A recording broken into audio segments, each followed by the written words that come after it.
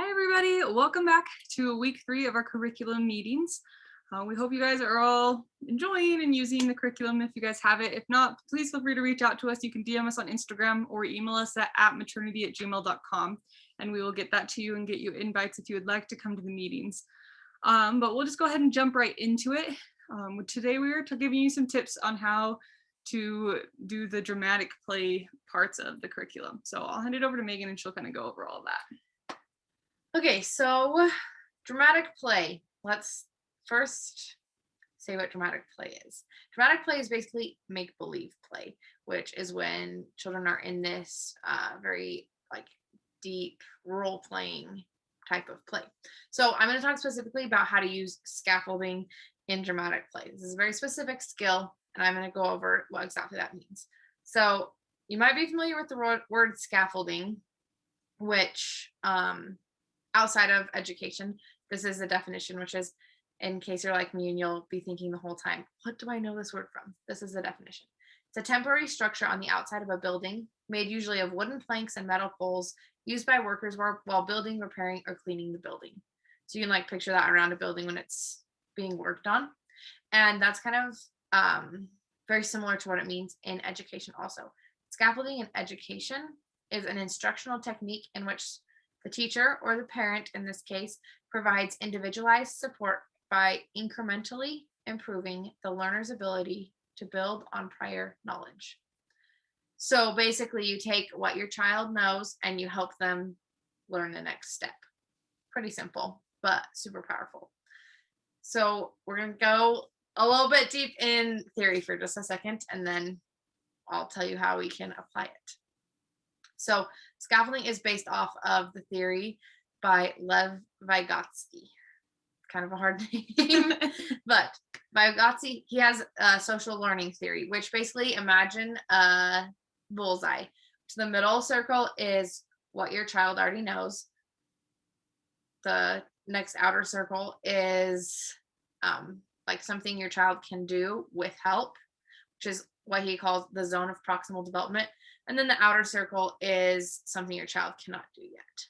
So for example, maybe your child can feed themselves using their hand, which would be the small one. With your help, if you get the food on the spoon, they can put the spoon to their mouth. That would be the zone of proximal development. And the outer one would be using a fork and knife properly, just for a random example. And so basically what you're wanting to do is they don't need help in that middle one. They need help in the zone of proximal development, which is where you're stepping in and helping them, giving them that scaffolding to build out so their smallest circle gets bigger and bigger.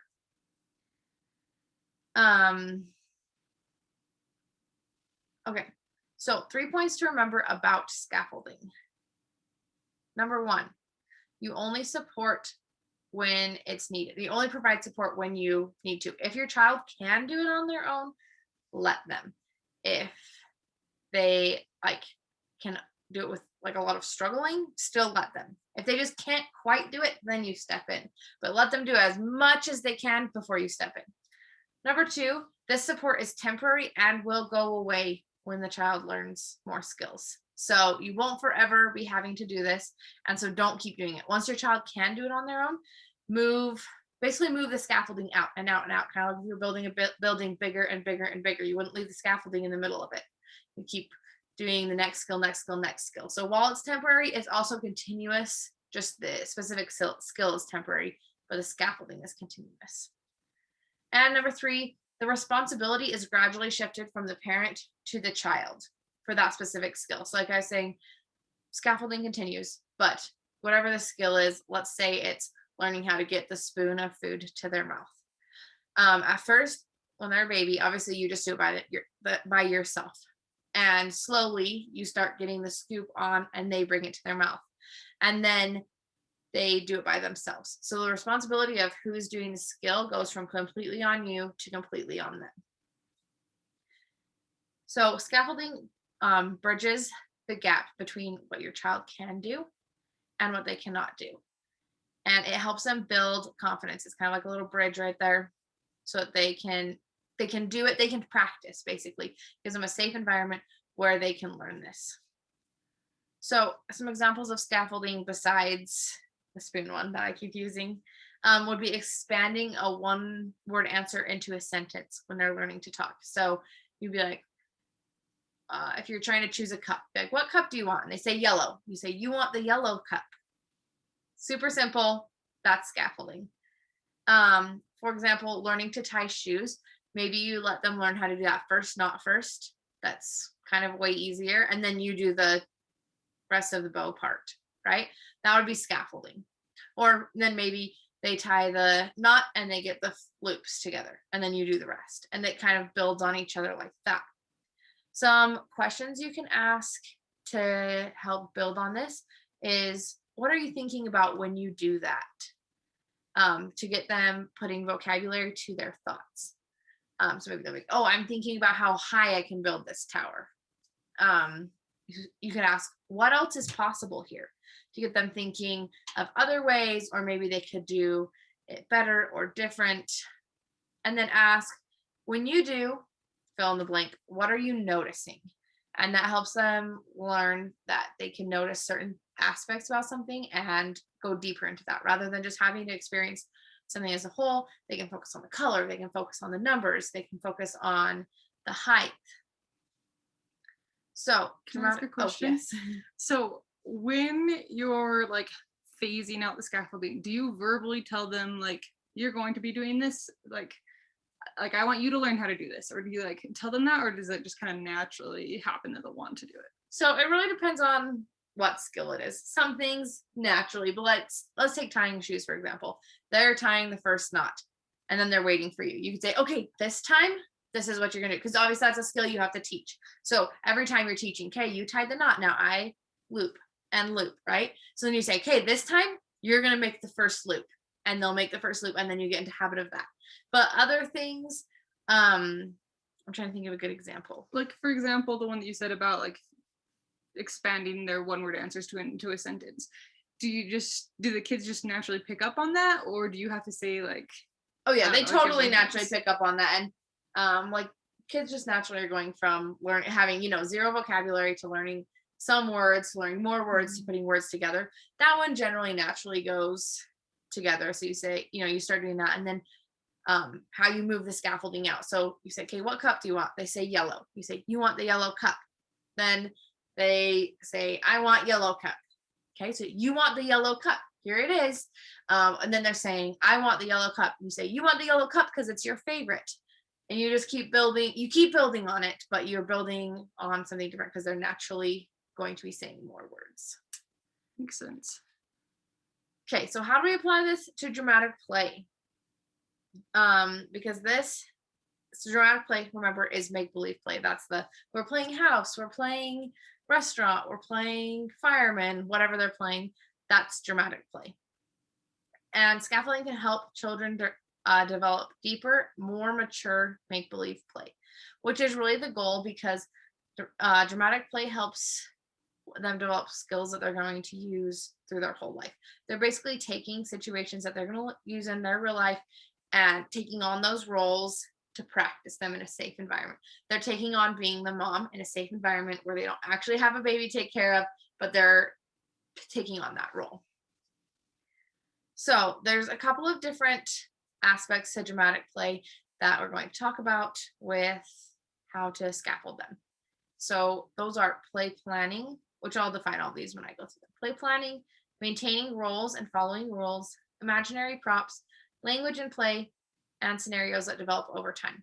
So these 5 things are kind of what constitute a deeper, more mature play, which is what it shows signs of learning and you're really wanting for your children. And they'll get there. Like if you have like a 2-year-old, they're not going to be there. This is like more when they're getting up to be like 8. And so, but they're going to be building. There's somewhere between not playing and this deep imaginative play.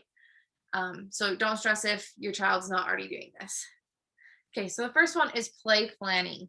Play, actually, if you kind of dissect it, it consists of these lengthy discussions about who is going to do what and how, and then short episodes of acting it out, right? So you say, okay, I'm gonna be the mom, you're gonna be the dad, we're gonna have the baby, and we have to rush to the hospital to have it. And when we're there, you have to go get me Chick-fil-A. So that's what they do. And then they act it out and they're like, okay, now we have to load up the baby, and that's actually what play kind of is consisting of. And so how you can use scaffolding to help, which I would say, I guess before I say that, number one, let children just play. But so don't step in all the time. You should not be doing this constant, but when there's opportune times, step in and do this just little by little. Scaffolding doesn't completely block the building. You shouldn't completely block out their play, but you should just be helping it roll along. So the ways you can use that in play planning: start a discussion of what they would like to play or what they would like to be, because this isn't kind of a natural thing when they're very young. This is a learned skill to plan it out. So before they start playing, especially if they have a friend over, you're like, okay, Sally's here to play. What do you guys want to play? Okay, so you want to play restaurant. What are you going to be? You're going to be the chef. You're going to be the customer. What kind of food are you going to serve? Help them make a plan that they might do, and then let them act it out. The next thing is start a discussion about what props they'll need for their game. Okay, you're going to be firefighters. We need some red hats. You need a coat. You need a dog. You need a truck. Let's gather that all. What could we use for these things? And then number 3 is start a discussion of what roles they'll need for their game. Kind of talked about that already, but okay, so there's 2 of you and you need a mom, a dad, a baby, and a sister, right? Like, how could we do this? And let them come up with ideas. Maybe they'll be like, okay, the dad's going to be at work the whole time. We don't actually need the dad. Or maybe they'll say like, I'll be the baby and the sister, or the baby can be a doll, or we'll let so-and-so come play with us. But so it doesn't really matter what the result is. What matters is the thinking through and talking through these things to learn to plan. Okay, so the next one is maintaining roles and following rules. Mature play focuses on social rules and relationships. And so sometimes I think we don't think about the fact that play has really such strict rules in it, because it just seems very free. But you'll notice, like, the kids, depending on whatever their experience is, they're like, if you're being the mom, you have to carry the baby the whole time, or if you're the chef, you have to wear a white hat. These little things that, like, we don't even notice, but they make up what play is. And they're actually important because number one, this is how your child internalizes and metabolizes all of the stimulus around them in their world, right? They are trying to just make sense of their world and figure out their place in it. And 2, this is how they're able to play with other children, because they know, they're like, okay, these are the roles, this is how it goes. And that's a skill that they're going to use as an adult, especially like in the workplace. Be like, okay, these are our roles, this is what we're going to do. So it's not a bad thing that there's rules and roles in play. So how you can help is, number 1, start a discussion about behaviors, cause and effect relationships, and sequence of events. So just get them kind of thinking, be like, okay, but why does the mom need to hold the baby the whole time? Or if the mom sets the baby down, what will happen? Or like, after you go to the hospital to have this baby, what will happen? Just like these kind of things that get them thinking about these roles in real life. And then number 2, okay, rules in dramatic play mimic real life, right? For that child. So maybe not all the time. Maybe in their family, the mom does hold the baby all the time, but that doesn't necessarily mean that it's truth. Maybe in their friend's family, mom and dad hold the baby. But what matters is what's in their experience. So it's okay if it doesn't mimic true reality, as long as it's their reality. And so you can start a discussion about what the rules might be, because knowing these rules, which relates back to the planning step, will help them practice self-regulated behavior. And then you can also model the rules and allow the children to make up their own rules and roles. So I'm going to step back. I said it helps with self-regulated behavior. This is because children are learning self-regulation. So when they define and say, okay, my role as the baby sister, I can't walk, I have to crawl. Then when they want to get something, they within themselves are learning, no, I want to walk to that, but because my role is the baby and all I can do is crawl, I'm going to crawl to it, which might kind of seem dumb, but that's how they learn. Oh, like as an adult, oh, like I want to, do whatever. I want to get fit. So yeah, I could sit on the couch and watch TV, or I could go run. I'm going to go run because this is how I can self-regulate myself, if that makes sense. And it transfers into emotions also, and it just helps them build up that from an internal place. And then modeling the rules, you can, when you have discussed previously with them what rules there are, then follow those rules. You shouldn't be trying to break your child's rules in their game unless there's a very good reason. But in general, follow their rules because that's their reality. Maybe they say, this is actually an example of Tell. Tell had this little guy, and he would get in his truck and he would drive to work and he'd sit there. And then he'd get in his truck and he'd drive home and he'd do some projects. And so, yeah, maybe better. You're like, yeah, I'm not just sitting there at work for 8 hours a day, but in their mind, that's what's happening. And it's okay if and you can talk to them and try and make up some rules. But if that's what rule you guys have decided on, if you're the parent at work, just go and sit there and follow that rule. Or let them sit there. If you guys are coworkers, just sit there in silence like they want, because that's supporting their emotional regulation, because they're seeing, oh, you can follow the rule that we've set. I can follow the rule that we've set. And they can be totally made up too. And that's okay too, because some things that they want to experience aren't real. Like if they're like, okay, unicorns, like if you're being a unicorn, you can only eat things that are pink and purple. And so then you only eat things that are pink and purple. And that's another way that they're developing self-regulation. So just go with that, model that, and encourage them to make up these rules and follow these rules. Okay. The next thing is imaginary props, which children begin playing by like using realistic things, right? Like there's this plastic corn that's going to be plastic corn, and we're going to pretend to eat it. But then they develop the ability to use random objects for things, right? They're like, oh, this toilet paper roll is my cell phone, or things like that. And so you want to encourage that, because that's just developing their imagination, their critical thinking skills, their problem solving skills. And really the best way you can scaffold this is by modeling.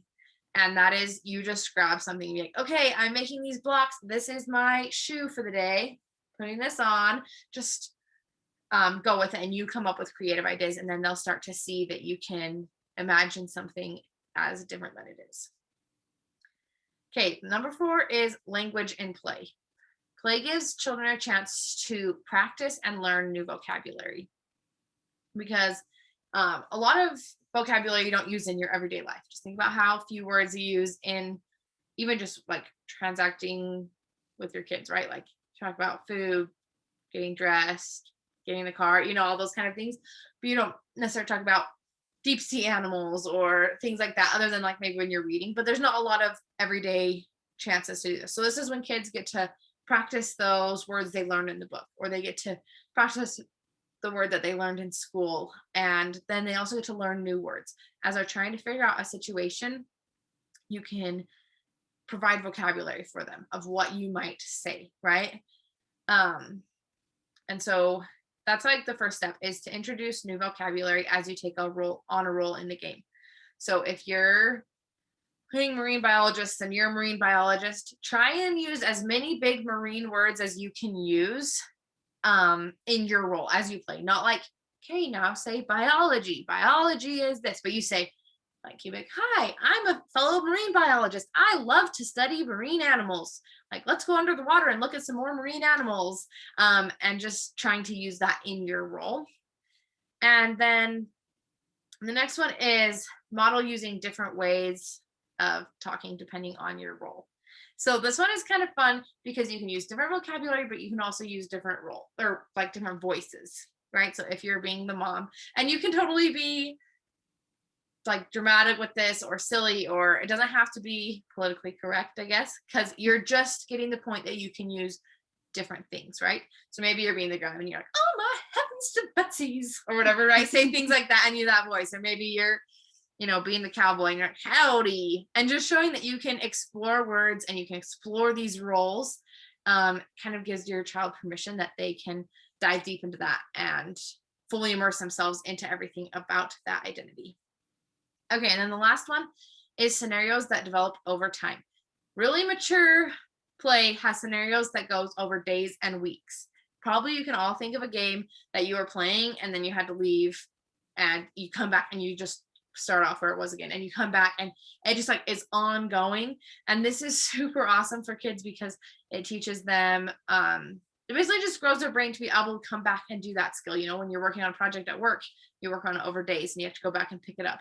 When you're working on a project at home, if you're a parent, even just like being like, okay, like they ate this many times, I need to remember that. I need to, you know, it's a really important skill. So how you can help scaffold this is provide opportunities for your child to learn about different roles and dive deep into them. So if your child's into something, read about it, watch shows about it, go visit a museum about it, visit, if you can actually go visit the place that person, visit the people that are that role, dive deep into that and encourage them to keep playing that.